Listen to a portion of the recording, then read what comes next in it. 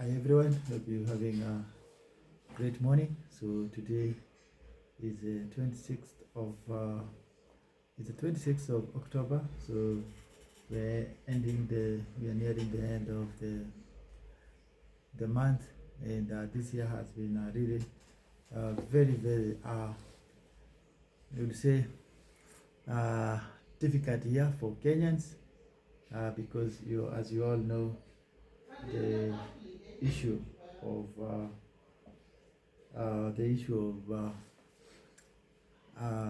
impeaching Gachagua, which uh, we did not anticipate as a country.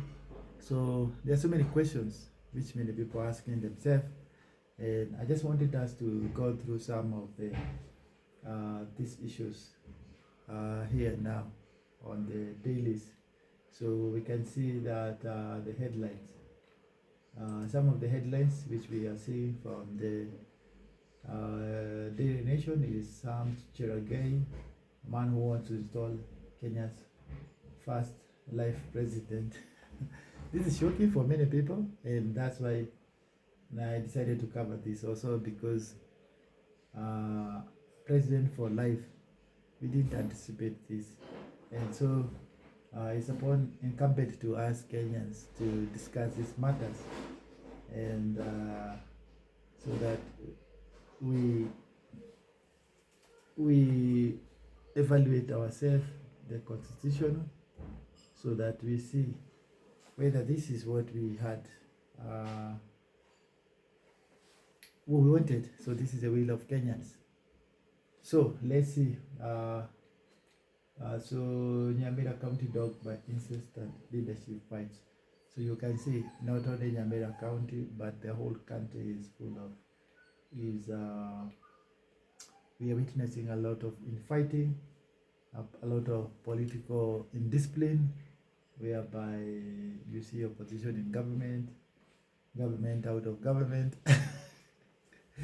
like in this case, Gachagua, and yeah. So we would argue from the Gishomwa and the Ruto side is that they have claimed that they need to clean the house. So we don't know for real. So according to the UDA, they say that they need to clean the house. We understand why, because you don't want to have a DP who is insubordinating you. If these allegations are true, if they are true, this is necessitated. But from what all we have seen, there isn't strong evidence to support the 11 charges. There isn't enough. They haven't been able to convince us.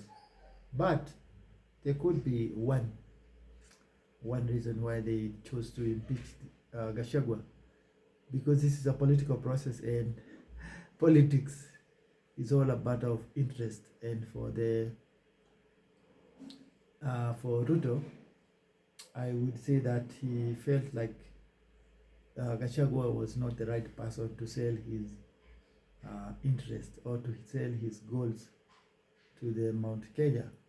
And so for this reason, I think it was necessary for them to remove him. Forget about all what you're hearing on the news media. There are so many cases, like so many issues, but this could be one of the major issues, that Ruto wanted someone who can sell his policies to the mountain. And of course, as we all know, being a vice president is also somehow a convoluted task, whereby you see nothing, thinks nothing, you just follow. Yeah, so we also see the age of 30 tend to accept that you may never make it. Is it true? At the age of 30, you may never make it. And so those are some of the headlines from the Why Kenyans Want Return. preachers and medicine for healing. This is very interesting actually, because there is a lot of widespread prosperity gospel whereby we see that most Kenyans flock churches for healing instead of all for solution to their problems. And this is strange. It's not uncommon. You want to have a job, you just approach your preacher, and then you approach a preacher so that he can pray for you to get that job. Or you want some children, you want some financial breakthrough, you plant a seed. Yeah. So this idea is not only unbiblical, but very, very can be very devastating to many people. We know a lot of people who are sick, who have spent all their savings and pour to this man of God, this healer. You can imagine, this is the same thing which used to happen, the witch doctor. You give a goat, and then they will do some magic, and then from there, they will pray for you. So that's it. Then there is the idea of Somali. So the main issue is President Ruto declares Turkana Festival Club Kasheri. That's not a major headline. The major headline is this for Cherangai, President for Life. And that's people still batting why more Kenya started. So this is okay. This the one. Then heading on to the Standard, we see that FKF Premier League still ongoing, and Ludo suffers setback as court blocks Adani Ketrako deal. Wait, so this is another setback for Ruto. Of course, many people are saying that Adani is corrupt, but I think for the government, if I was a government advisor, I would advise the government not to be in a rush, because if Adani really want to solve the issues we have in the country, like capital investment, I believe that if they follow the due process, like accountability, openness, no one is opposed to Adani as such, because the only issue is they have, most people, from what I'm reading, is Adani. They feel like there is no transparency, and the deal is a bad deal for Kenyans. So that's what many people are saying, that the deal is not good for Kenyans. And so you wonder why the government advisors say they are not advising the government to slow down. Okay, another thing is Gachagua suffers a major blow after judges stay put on the hearing case. So this is interesting, because Gachagua lawyers had called on the lawyers of had called on the judges to recuse themselves, because they had mentioned that the way this tribunal was formed was not done in a constitutional manner. Yeah, so I will have to pay this. I think I'll have to subscribe to one of these so that I can be giving you these headlines. So this is all systems set for Monday, final primary assessment. So primary schools exams are underway in the country, and of course there are many questions on changing education landscape in the country, from the free education to the higher university fees modeling structure, which has been contested, to secondary schools, transition to the university. So a lot of issues. So let's continue to pray for the country, and of course pray that the government will be able to deliver. Remember that I would say that there are two things. You either build this government, you work for it, you work on it. As Kenyans, we pray that the government will succeed. No Kenyan in his right mind would like the President Ruto to fail, because we all know that Ruto is here to stay for the next 3 years. That is guaranteed, unless anyway God has another plan. Yeah, so we pray that the government will perform its mandate, will succeed, and that they will. And that's actually what is that was a Gen Z call, that the Gen Z were rampaging, or they were on the streets to impress on the government, to pressure the government to improve the services, and to kill corruption and tighten loopholes for corruption in the country. So that is the main reason why the Gen Z were on the streets, and all people from all sectors, whether you are in government or in opposition, most people concede to this. There's a lot of corruption, there's a lot of ineptitude, there's a lot of there's a lot of evil happening in many government parastatals, and it's up to the president and his CS and these leaders, and it's up to the parliament also to take the government to accountability. That is the mandate that they are given, and that's why the idea of opposition joining government is not good for this government or for President Ruto or for anybody, because the moment you, of course, this has been the case all over, that we find that from President Jomo Kenyatta, who absorbed Kadu and the others, to President Kibaki, who absorbed Raila. So actually many people are saying that Raila has been the traitor. So those are some of the sentiments, but we are here to. So in essence, Raila is a very, very skillful player. He ensures that he's in every government. From the government of Moi, he was there, to the current government, from government of Moi, Kibaki, Moi, Kibaki, Uhuru, and Ruto is there. So Raila is the most, you could say the most, is a wit. You could say the magician of politics in Kenya. And so he's always in every government. Of course, that's bad politics.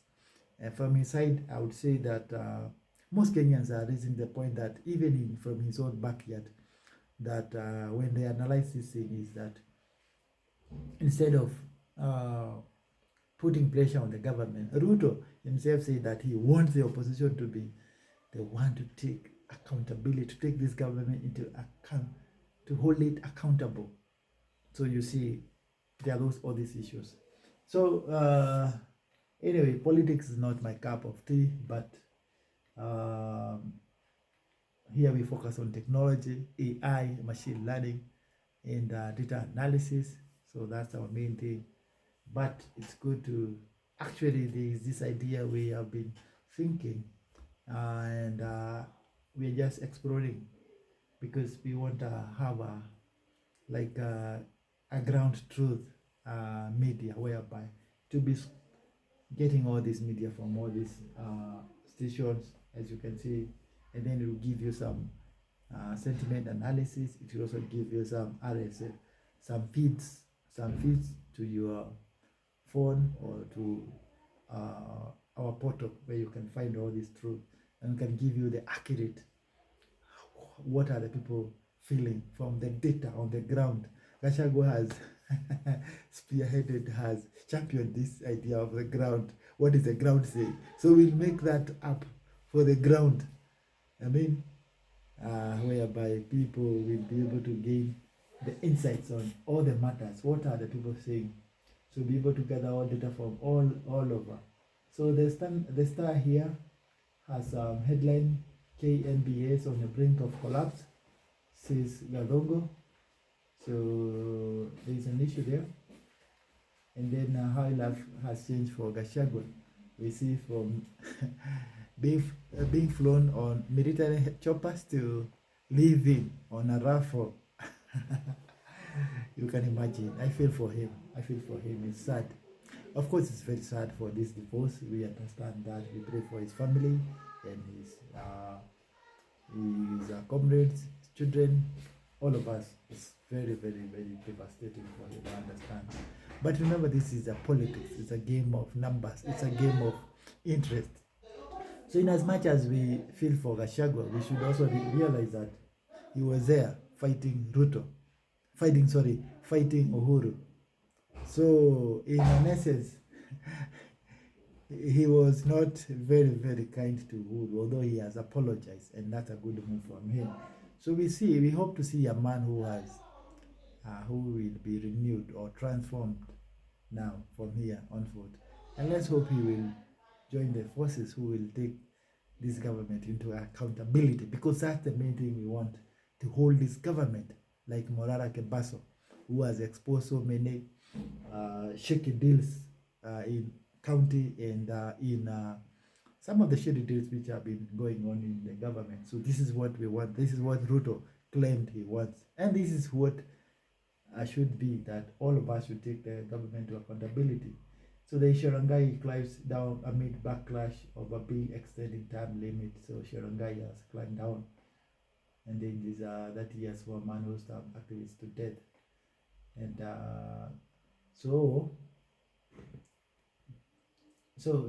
what I would say, Ruto has said will never again witness divisive politics. So, of course, that is the prayer, and actually one of the greatest achievements of President Ruto is to be able to bring peace, unite Kenyans, especially the Mount Kenya in the Rift Valley. You could say camps during his tenure with Uhuru. So this is his greatest achievement, and as he's saying here now, Ruto, I say he will work hard to unite Kenyans and create a prosperous. Of course, there are so many people, and especially Mount Kenya people. From the research I've done myself, I feel like the ground is not on his side. So this is what they should realize, that Mount Kenya, what people are saying has moved, is that he has to make some strategies of winning them back, because he needs a Mount Kenya.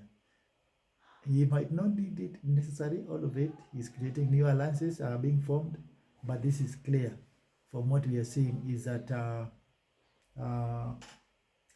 he needs to, there are a lot of rearrangement in the political scene. Yes. And I guess those are some of the few headlines. Uhuru is in, and there was some rumors he's sick, but we see here he's in Abidjan. Yeah, so he's in Abidjan, West Africa. From Tuko, Madaktari Katili. So from this, Ruto blows Adani 95 billion deal blocked. So the block has been blocked for Ketraco. Kenyan newspaper review, Kakamega man allegedly kills his mom for blocking his marriage using juju. Okay. Kakamega is full of some hilarious news. And of course, it happens even in Kiambu. So I don't want to portray that Kakamega is the only place, but there's a tendency for these stories to come from Kakamega more than any other areas. But we'll check all that. Muranga man, yes, I say Muranga man jailed. A man jailed 20 years for killing Bishop Pius Moiro's mom, burying her behind cow shed. So this news is still tricky. Photo of lawyer John Camino serving tea trends. Kenyan react anatafuta mtu. That's hilarious. And so from the take of the news gen, next gen Smart KE is that we need to pray for the country. There's a lot happening in the country, as we all see from the headlines. The idea of governments looking for funds, let them involve Kenyans. That's the only thing I would say. Let them involve Kenyans. Kenyans, they have already the money which is required to fund this airport, or yes, to fund this and then there's a section of ambassador which will be closed for 3 weeks. Yes, this is also going, and UK willing to hand over Gaza intelligence to war crimes. So there is on the international front there is a war which is going on in the Middle East between Israel and it's a proxy, you could say, is enemies, the Hezbollah, Iran, and the Houthis. So there is a lot of tension in the Middle East because we don't know whether Israel will use its nuclear weapons, which is very unlikely. So they might decide to use those heavy bombers and target military and oil infrastructure. So that's very likely oil infrastructure, or they might decide to nuke the country. But this is very unlikely because nuclear bombs acts as a deterrent. And so, all I have to say for now is that let's continue to pray the nation, and as we continue to pressure on the government to give us the services which we demand. Yes, let's continue to pray for the nation, and let's continue to unite the Kenyans and put off tribal divisions and animosity, because that's one of the challenges we have realized, that there is a lot of no sooner had we, or the Gen Z, the young people, gone to the streets than we see now the tribal kingpins coming up together, splitting, fighting, reorganizing. This is not what the Kenyan people want. The Kenyan people want people to unite all over. There's nothing wrong in Luo people uniting with let's say Rift Valley Mafia, or Rift Valley people, or Left Mount Kenya Mafia uniting with Luo people, or so it's nothing wrong. The only challenge is when these politicians come and divide the people. So we should be very, very private to that. And so with this take, I hope you will have a blessed week. You can see from the business point, I guess the main thing is Safaricom Pack One Lipa Mdogo Ndogo sales hits 1.2 million. So you can see there's a lot of need in there's a lot of opportunities in the fintech area. Average cost, the eyes on retailers as average cost of factory inputs drops. So we have seen a cost of factory inputs drop. So this is ongoing news. And KRA to track mobile phones in a new tax compliance push. I'm still investigating on this story because when I was looking at it, I kind of get off track because I couldn't understand why they would require tax compliant phones. I understand they are looking for the IMEI, which is a mobile identification number, but how they are going to associate your mobile phone with the IMEI, and I'm wondering how that will be happening without compromising on the privacy of the people. And so this makes conflicts all the issue. So data privacy is a major concern. And then you have to solve for merry-go-round to an investment. So the other major news is Supreme Court rejects Kenya appeal in Southern Bypass land law. There is a law going on the Southern Bypass. So maybe I'd like to read that one. Then there is a Jubilee DTB launch a new cover premium option. Yes, so this cover option, they combine Diamond Trust Bank, so to ensure people. And then there's pressure on mills as cane delivers hits 10-year high.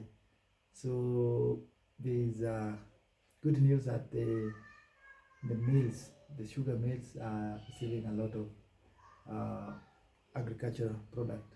And then there is a bad strike. KQ spends 8 billion on plane repairs in 4 years.